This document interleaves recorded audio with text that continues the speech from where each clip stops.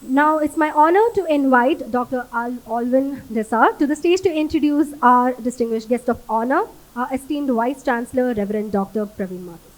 Thank you and good afternoon. Thank you for that.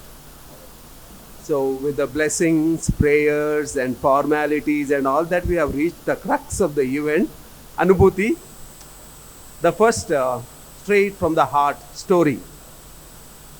I would like to congratulate the director of this blog and all those who are involved in conceiving this and then delivering this particular event. Big round of applause to Dr. Narayan Bhatt and the entire team. Somebody has said, I think it is Nelson Mandela, the greatest glory in living is not in never failing, but rising every time we fail. James Cameron also has said, if you set your goals ridiculously high and you don't succeed, you will fail above everybody else's successes. I think this is in one way the description of today's speaker. I would like you to just think that you don't know who is going to be the speaker. I am testing your acting skills. And I am going to introduce that person in my own way, very informally. Introduction is going to be also straight from the heart. Okay.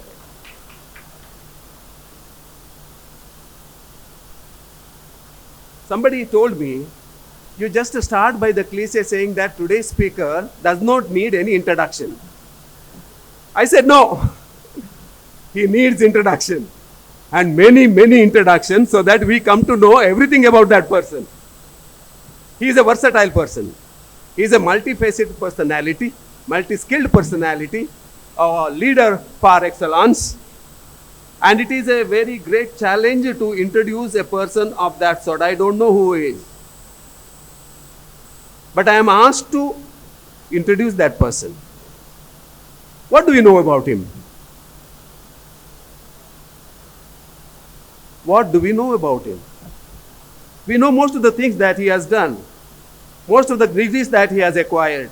We know that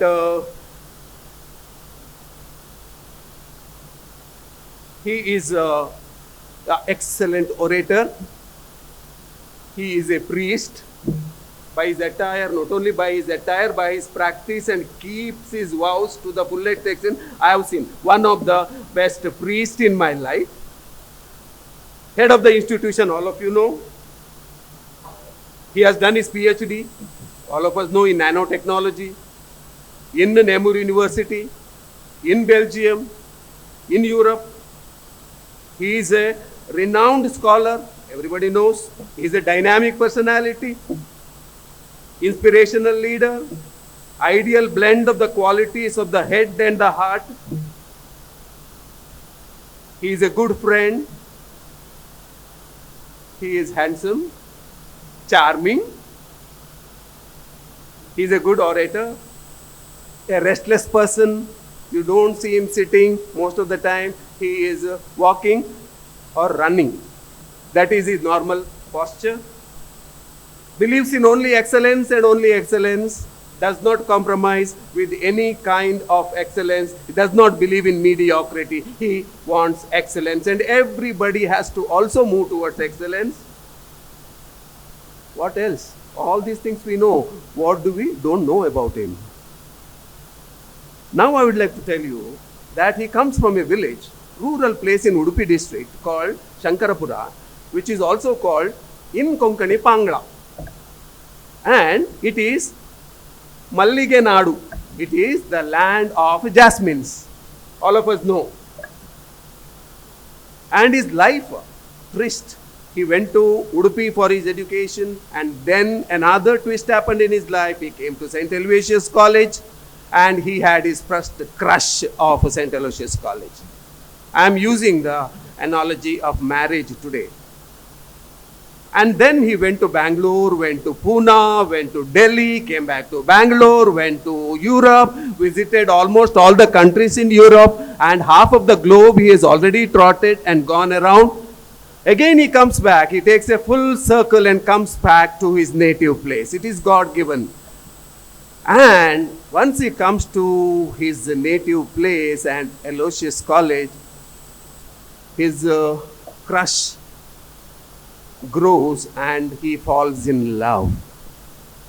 And he falls in love with St. Aloysius College. He realizes that St. Aloysius College is a not ordinary college, it has to become a university. And he starts with his dream and tirelessly works for it. And then after 6 or 7 years of hard work, dreaming, putting into practice, today we have reached this great status of deemed to be university. Shall we give him a big round of applause? I don't want to say anything more than this. With these few words, you know who the person is.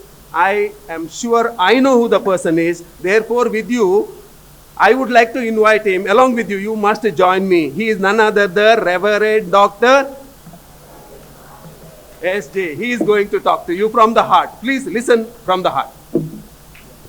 Respected Dr. Alvin Desa, the Registrar, Dr. Narayan Bhatt, the Director of Xavier Block, and the Director, the guests, special guests, retired members are here, and my dear members of the faculty and the students. Dr. Narayan Bhatt has taken 5 minutes, one who introduced has taken 10 minutes. Anubhuti is for 15 minutes. I don't know how to unwind my whole life of 49 years in just about 15 minutes. I do not know. If it is from the heart, it may take hours. But I will try to take it from the heart to tell you all my little journey, the humble journey. I first of all thank Dr. Narayan Bhatt. He is the creator of many things. This morning I was telling that human being is highly ill-equipped compared to any other animal on this earth. But only gift that is given is ability to think. And that's why he can create his own environment. All the animals can only adopt to that environment. That's the difference. And that is where the human being starts his journey. As Dr. Alvin has said, I will start straight away from the way I have come into this earth. That happens to be an auspicious time, according to my father. And that's why I'm here. I think I do not know. Otherwise, I did not have control on myself. If you see my life journey, the way I was brought up and other things, but then is only God and the auspicious time which has really taken me to this level. That's my humble belief also. I had 2 elder brothers already born in Bombay, and my father was in military for 5 years, not exactly 5 years, because after 5 years they cannot leave the military. So what happened was, he was only son. He had 5 sisters. They came from a very, very poor family background. So he went in search of job in Bombay and then somehow got a job in military and joined there. But then he had to leave that because of the family. Because he had to marry the 5 sisters. My grandparents did not have any money to take care of that. So he leaves that and comes. Then I come to know that he has applied St. Aloysius College here when in 1957 to become the physical education director. And they offered him only 75 rupees at that time. It was a good amount. But he felt with that money he can't settle his sisters. He then goes to Bombay again to get a better job. Then he works in many places, finally gets a job in LIC as a stenographer. Then onwards his journey begins. 2 of my elder brothers were born there. Then he wants to come back to the village where he was born, and a simple village to take care of the family. He can't get a direct transfer from Mumbai to Udupi, but then he gets another transfer for Shivamogga for 6 years. Then come to Udupi in LIC, which is a main branch. So that is where my journey begins. So 2 of my brothers were much elder to me, almost about 9 years and 7 years elder to me. Then they were boys, so they wanted a girl. So I happened to be a boy again, born in 74, May 20th, and happens to be the auspicious time because my father had almost all the friends were from Brahmins and Konkanas and other Hindus. He was only Catholic there working. So he had another friend of him, also was in Udupi hospital waiting for a child. And he was waiting for a boy child and my father was waiting for a girl child. It happened exactly opposite. And he was waiting for the auspicious time around 1:35 or so. She was born 2 minutes later and I was born exactly on that time. That is my father's story from my friend, his father's friend. That is how he keeps on telling me to inspire my life. And I listened to this story from him several times. And that's how my humble life begins on this earth through my parents. But then both of them are opposite. My father always thought of the others. And mother always thought of home and herself. So I had to be a complement of both blend. If both of them thought for the others, we would not have had a home. Both of them, like, no, that was a good blend. One was thinking only about the others and one was thinking about the home, and so that the home also is very important. That happens. And I said the distance, the difference of 7 years, that made a huge difference. And then I was a boy and the next child, they wanted a girl child. Again after 7 years, boy again. And with that, the work stops. And then there's a difference. Why I'm telling this is very important. There's a difference. That's why I was born almost grew up as an introvert. Because of the difference in age between my eldest brother and the younger ones. So I was practically alone as my mother's child because my father was hardly at home helping the whole world. Social worker. Most of the time out doing these things.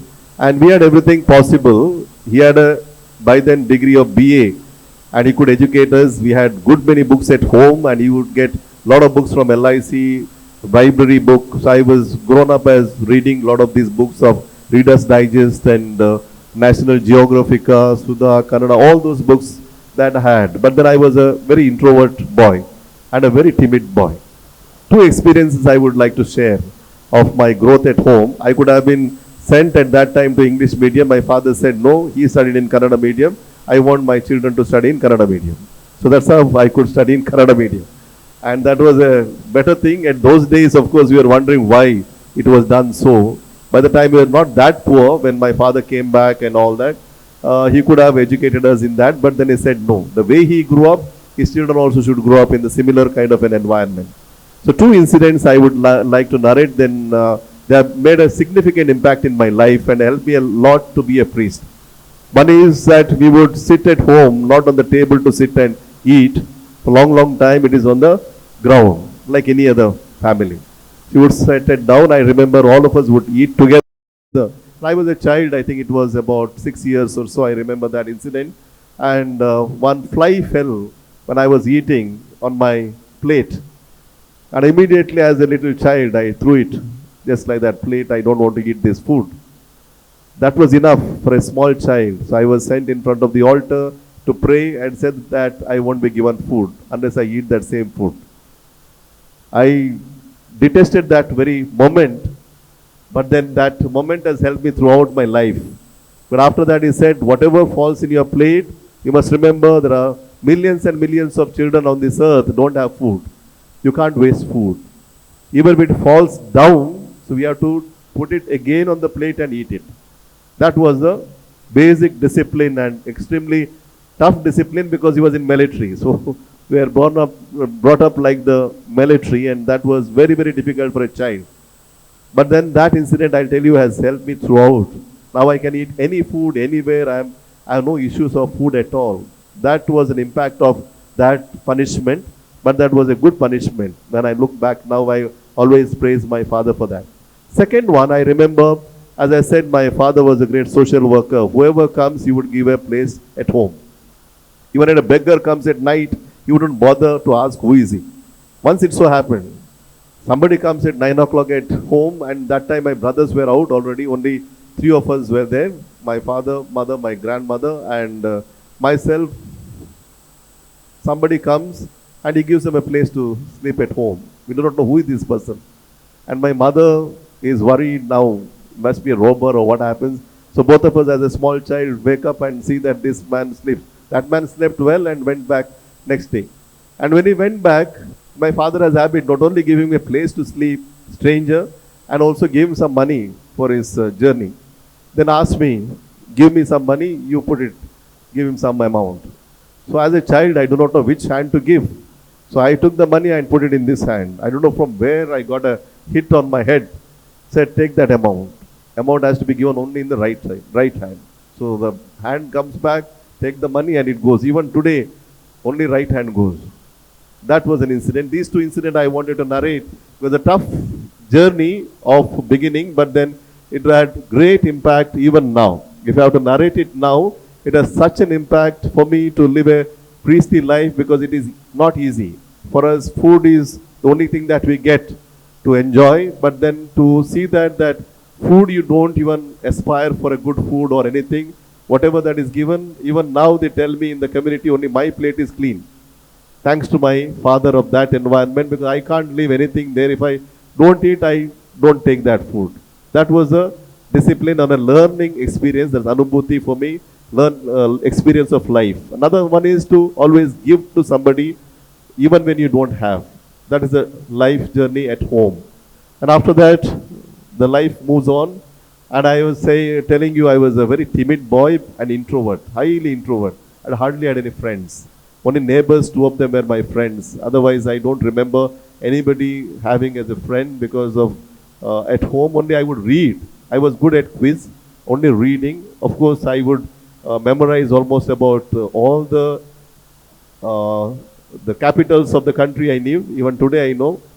Thankfully, because of that, I think I visited all the cities. That was my, I don't know what a dream.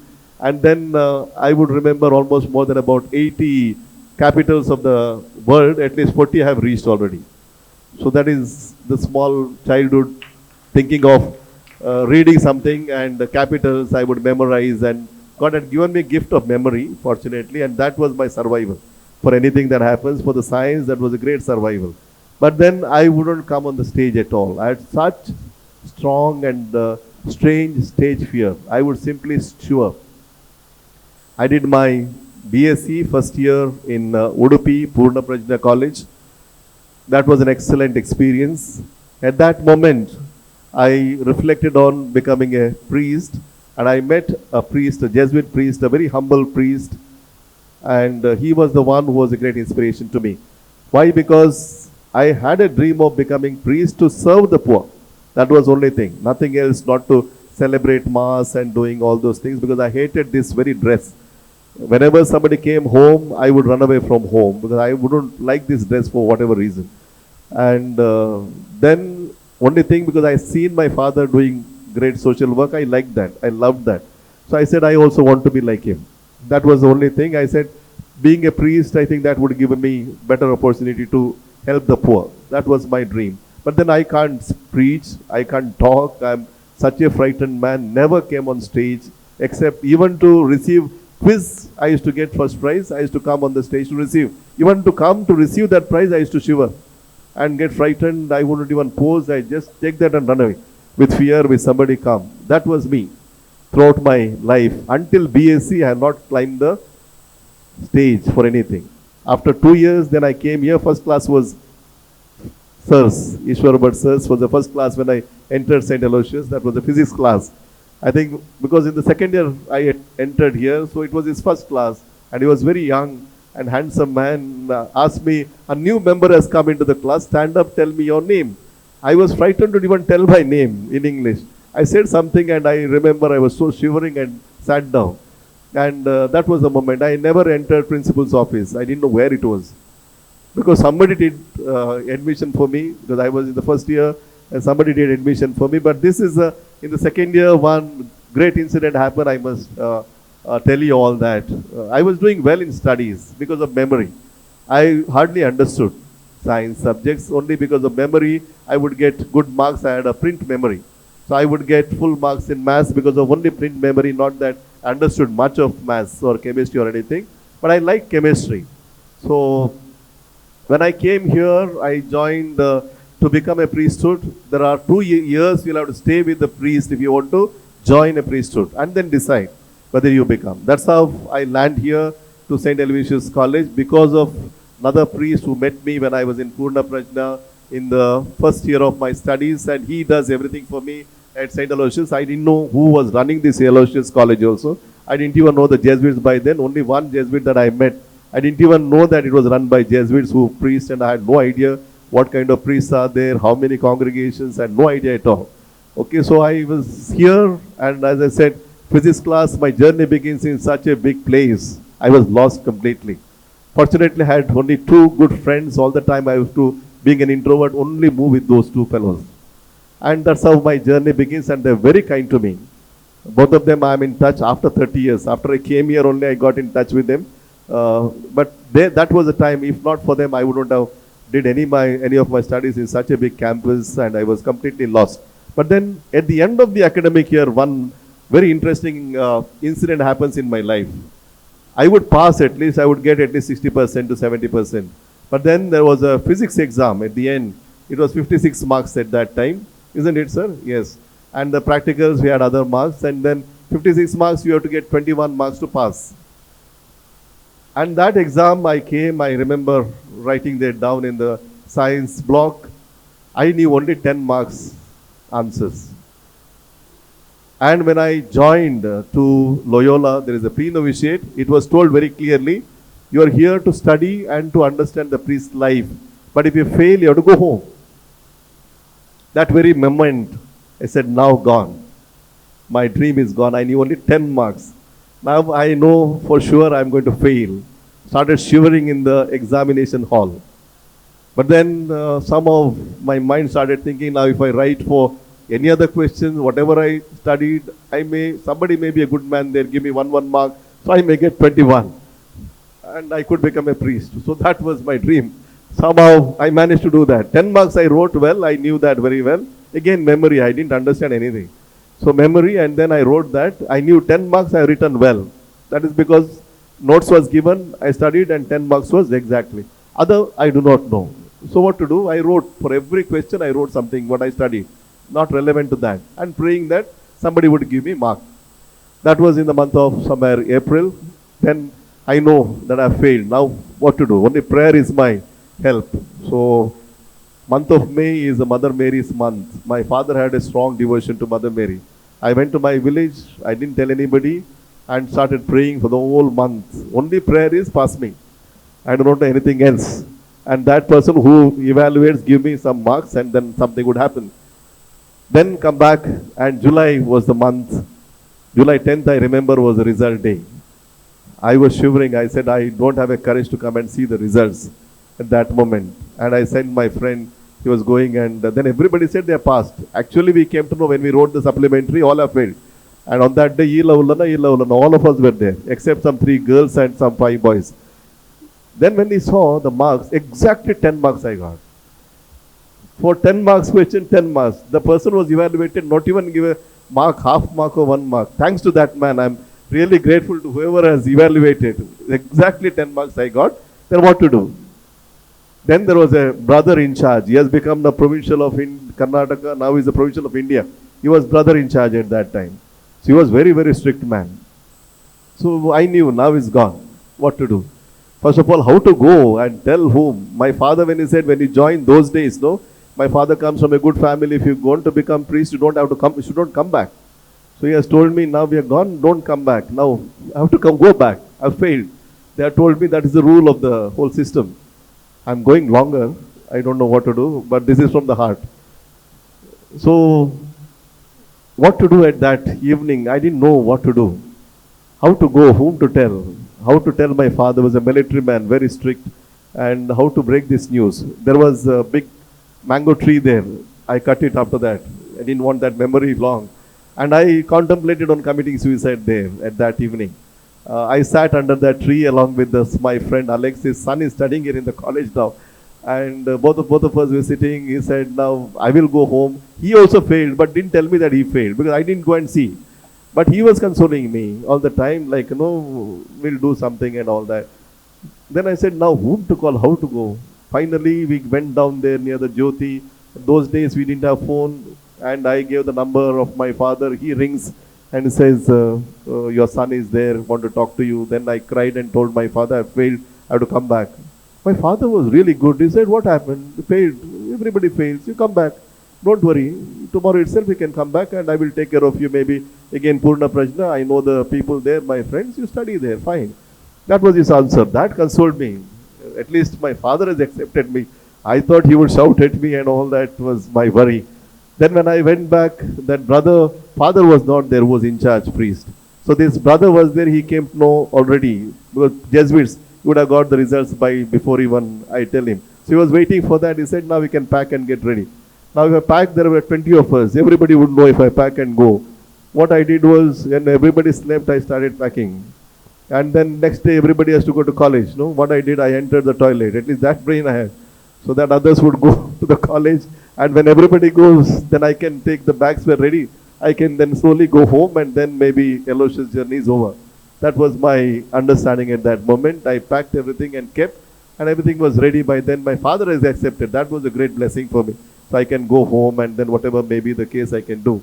So when I went there to the priest was out, comes early morning that day, and I keep these two bags ready and go to his room and ask his blessing. Father, I have to go home. He said, my God, you are such a simple boy. If you go, then who else will become a priest?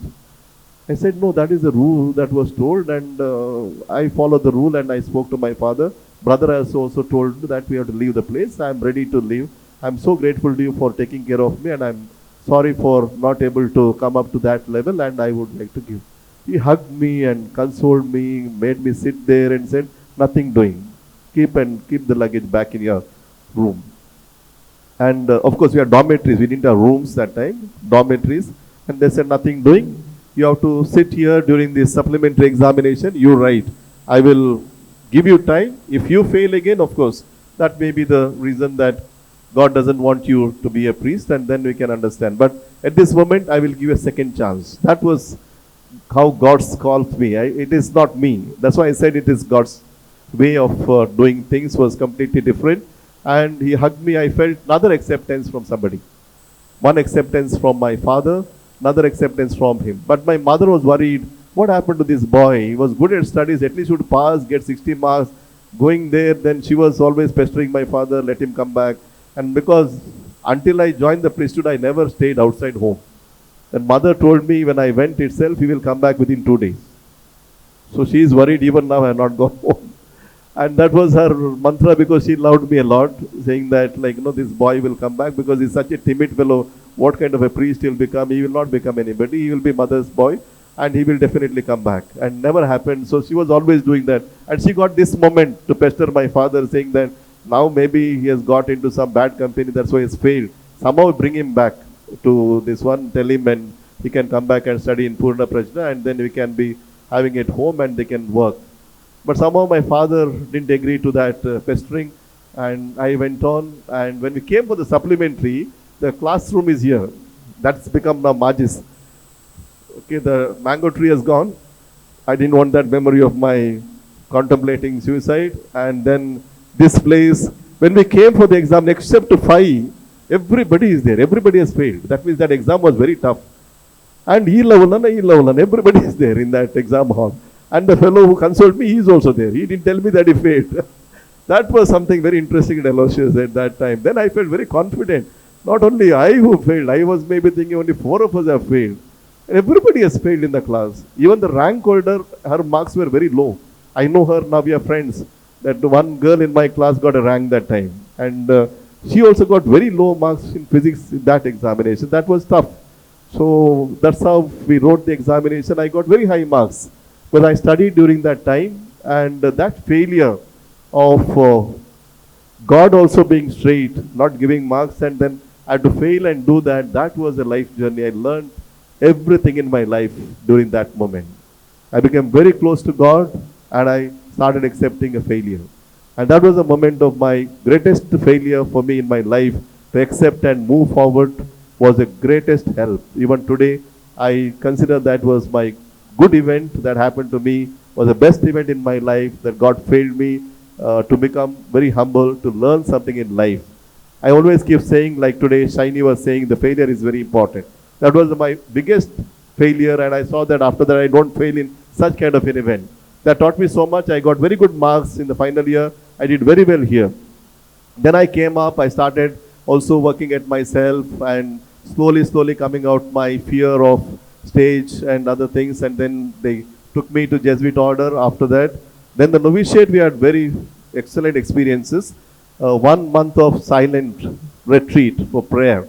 Very, very difficult. You can't even talk to anybody. 1 month of complete silence. No newspaper, no phone, no talking to somebody, nothing of that. So that was a deep God experience, praying for almost for about 12 hours a day. Then we had also another beautiful experience. Now it is stopped. Earn and leave.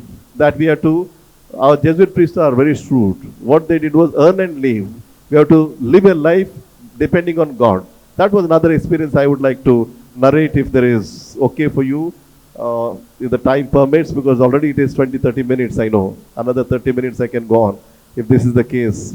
Okay. So we had very excellent experience. Earn and leave.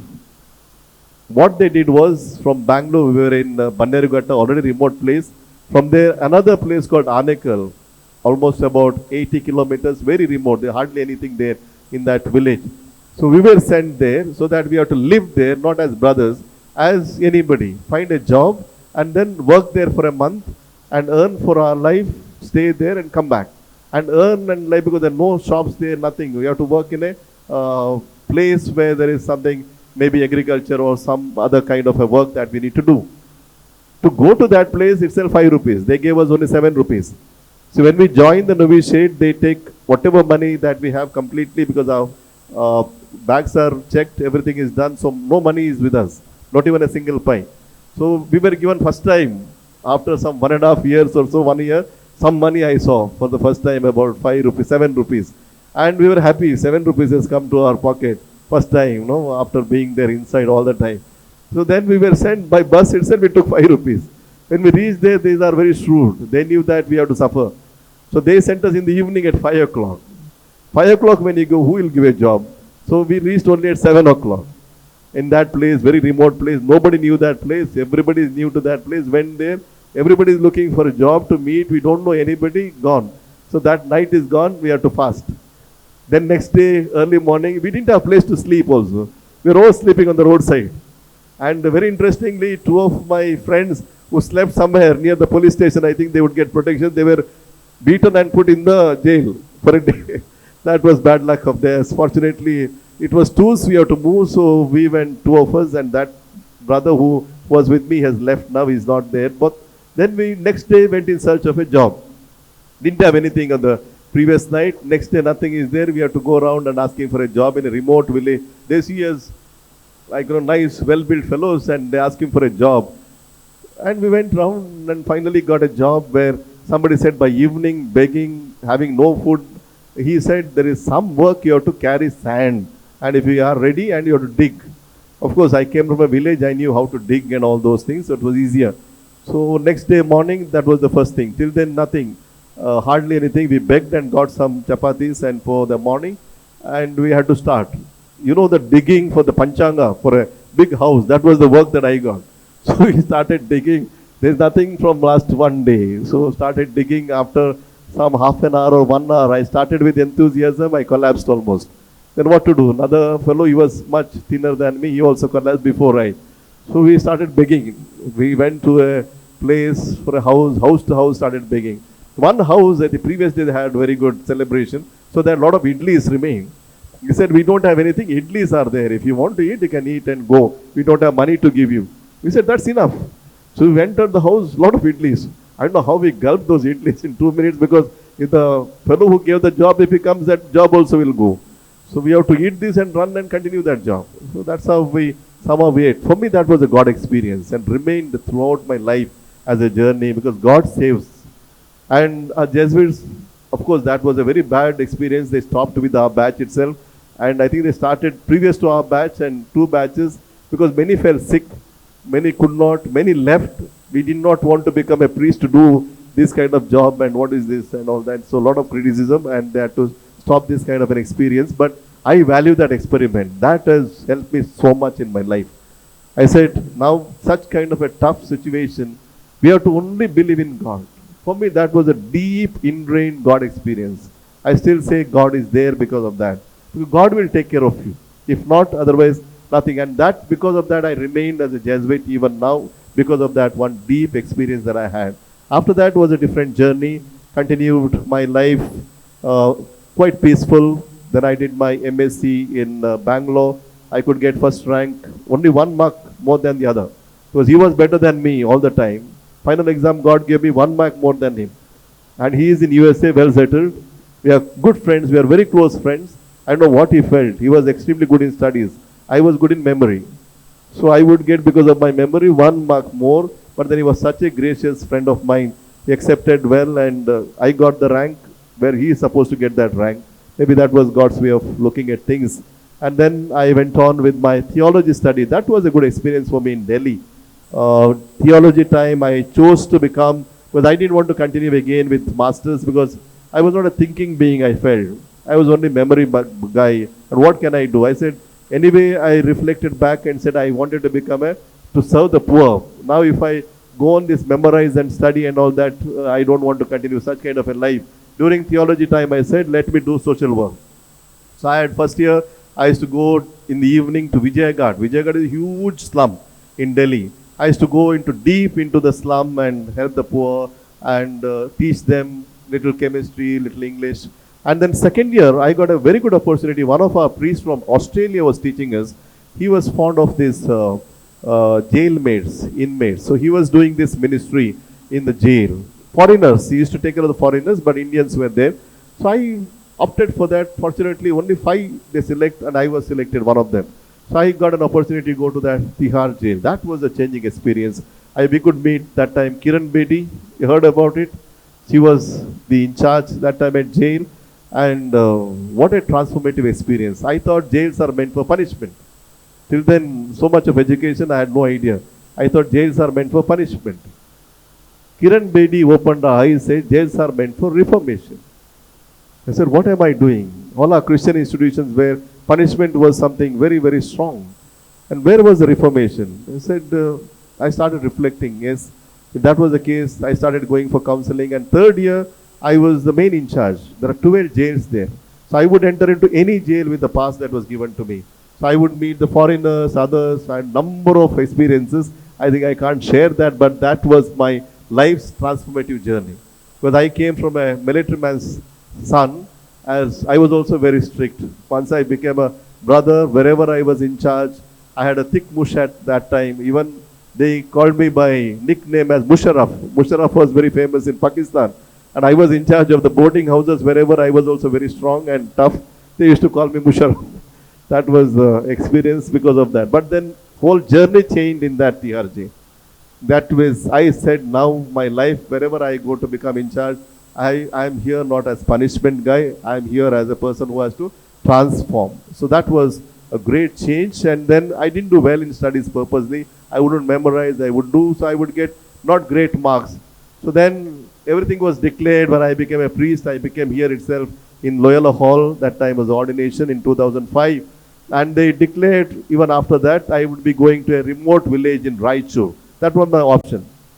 By the time I had forgotten chemistry for 4 years, I didn't want chemistry, didn't want higher education, nothing of that. I pleaded my bosses saying that I want to go to a remote village because that's how I got a vocation. And that's how I failed, and they saved me only to be in a very remote village to help the poor. Everything was announced, everything is done. The day I was about to travel, I get an SOS call from my provincial saying that urgently somebody is required in Bangalore. You cancel your tickets, come to Bangalore. Whole life journey changes. Whereas I had prepared for my life to be in a village to continue, and then I was called to a St. Joseph's College. At that time, in the evening college, they required urgently somebody to be the director. I had no experience of a college, never even thought of it. Next day I reached there, my rector calls me, go to this evening college, teach there. What do I teach? Chemistry, man. I've forgotten completely chemistry. Now we have to teach in the evening college. I don't know what to do, anything. No administration skills, nothing of that. See, this is a bad luck for a man. I said, what to do? I started teaching there, grumbling and going in the evening, daytime. I had nothing much to do. Then the boys' high school was very close by. It's a very famous school where Dravid and others studied. I said, I've done chemistry. Now what do I do during the daytime? As I said, I'm a restless man. I can't sit whole day. And evening, nothing of my subject. I have to teach value education, all that I can do, theology. But then I would like to then do something about my subject. But rector was very tough man. He was provincial. He said, nothing doing. I can't give you. You do only whatever is told to you. Then we have got in our society, we can go and plead. I would go the next day and plead him. Then finally he got angry and said, do whatever you want. If you teach, but if you are sick and something happens, don't come to me. Do with your work whatever you do. Fine. That was punishment. I said I had a desire to do something. I started teaching there. That's where I got this Mohandas Pai's son and all were my students in PUC. So I was teaching in ICSC. During the daytime I was teaching, and evening I used to go there in the evening college, come home only by 10:30. So whole day work. I was very happy. And then I was settling well. I was doing well in that. Somehow I think I had a nature of doing well in administration, whatever is given to me. Then the rector calls and says, no, you will settle here only. Now you have done MSc chemistry. You get a very good report as teaching. You are a good teacher. You go for your research. That's how, again, my journey changes into from a school or a PUC. Then they asked me to go for research. At that time, the provincial calls and says, you done well. Your marks in philosophy were excellent. Now we want you to think of going abroad for your studies. You choose a place and let me know. We will try to arrange for it. That's how I chose a place, because in St. Joseph's at that time, one of our professors had already done the doctorate from Belgium, from Namur. So I went to that person and said how to go about. My provincial has said you can go for your higher studies abroad. So I asked that person, and then they guided me, and then that's how I landed in Belgium, in Namur. Almost about 7 years of gap with chemistry, not knowing what is nano by itself, and then I was asked to do my nanochemistry PhD in abroad, that too with such difficult circumstances. So started my journey. Whatever I don't like, that happens to be my life.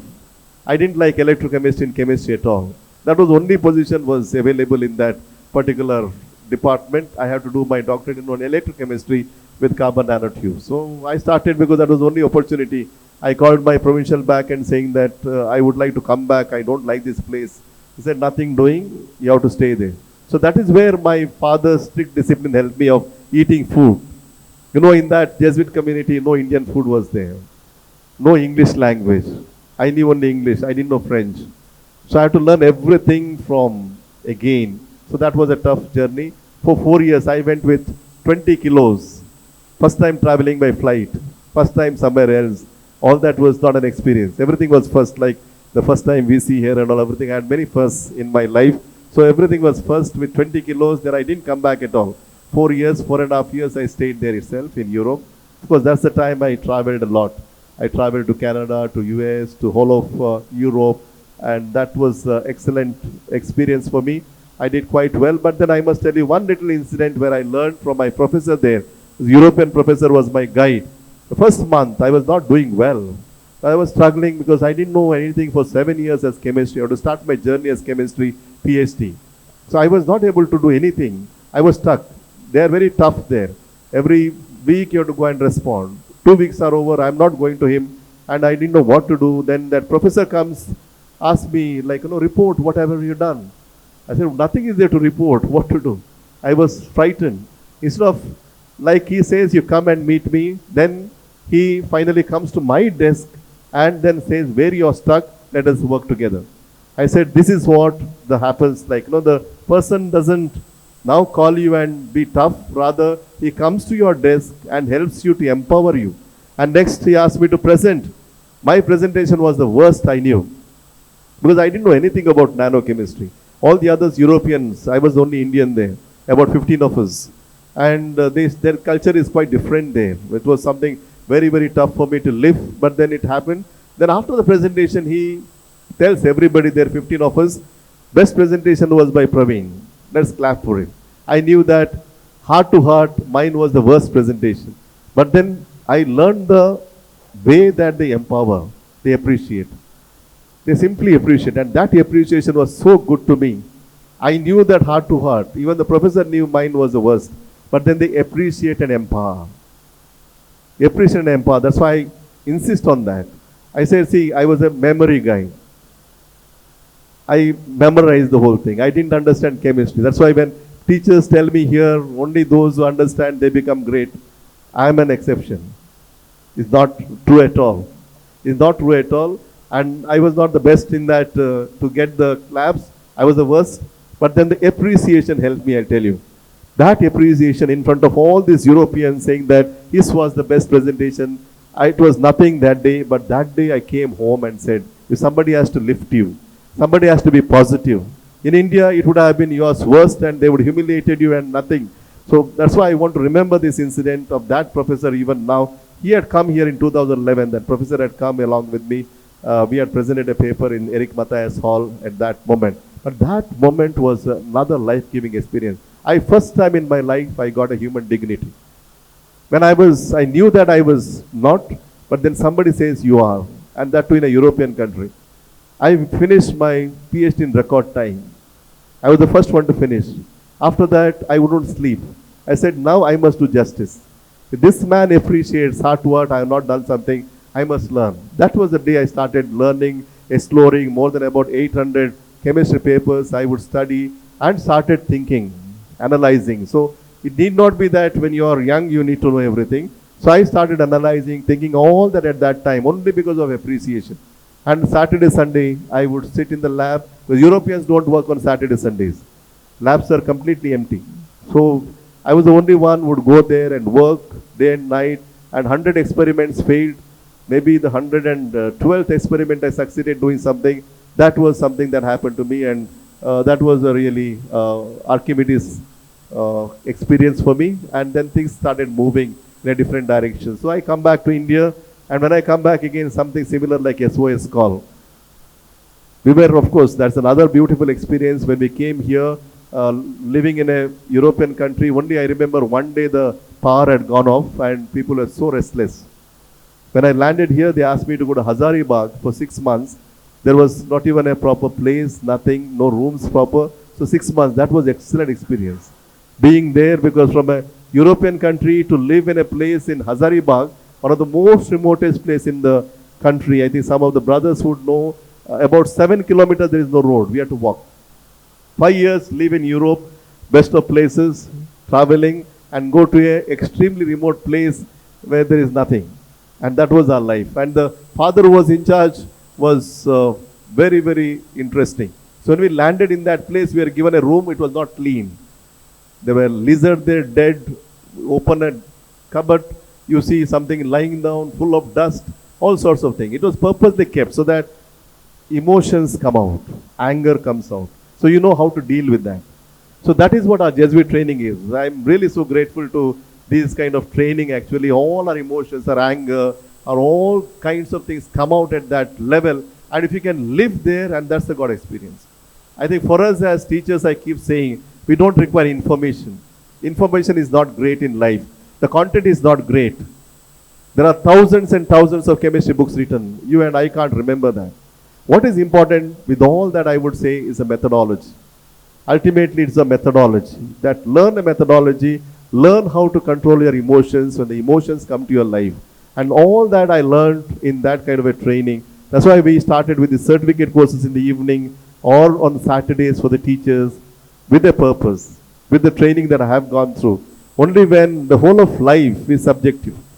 It's not so much of objectivity. In the sense, what is truth in science that is not truth in life, to live a good life. Balanced life requires emotional quotients more than your intellectual quotients. That is hardly is 10%. If you want to be a successful man, I've realized now, after many years of my experience in the administration, is only about your subjective, emotional quotient. If you can treat and understand somebody with all the experience, that is the greatest. That's why I wanted my teachers here, not so much of intellectually brilliant and superb, yes, that is required, but the second most or the most important is the heart. Heart is the very important thing that we understand. We appreciate somebody when somebody makes a mistake and stand by that person and uplift that person and give a human dignity. I think that is what I learned as the greatest thing in my whole of journey, with all that from the beginning till the end. To cut short, because there are many other stories, I don't think already students are getting up and going. It's a signal. I already crossed about 50 minutes, I know, without looking at the watch. And then I would stop slowly. You can now ask questions. But then I would say now strongly, I'm very strong, and I can say my PhD didn't take me anywhere, but PhD time, my methodology took me something. I knew how to do things. Even in my administration, I'm using only that methodology. The content will keep growing. Creation of knowledge, information, nobody can remember. So much of information that keeps coming. But in our life, if you know how to function, methodology that you know, right? That's why I keep asking, whenever somebody comes to my office, have you thought about it? Have you done your homework in theorizing and whatever it is? Spend time there. That I learned a lot. Second one is, as I said, give importance to every human being. Make mistake, yes, but then we must embrace everybody. And then only that person's potential can come out. My potential came out through Kiran Bedi, through a professor in Belgium. Thanks to them that they taught me so much. Otherwise, punishment I thought was the only way. I feel now and believe strongly the transformation is everything. And I'm only in the process. I have a lot to grow. I have a lot to grow. I just say that I'm just not even halfway through in this journey of transformation for myself with so much of Jesuit tough training. But I see that if at all Aloysius should grow along with you as students and the faculty members, I feel the emotional strength of understanding the other along with the intellectual abilities that we have can help us to transform the institution and ourselves. So thank you very much for giving time.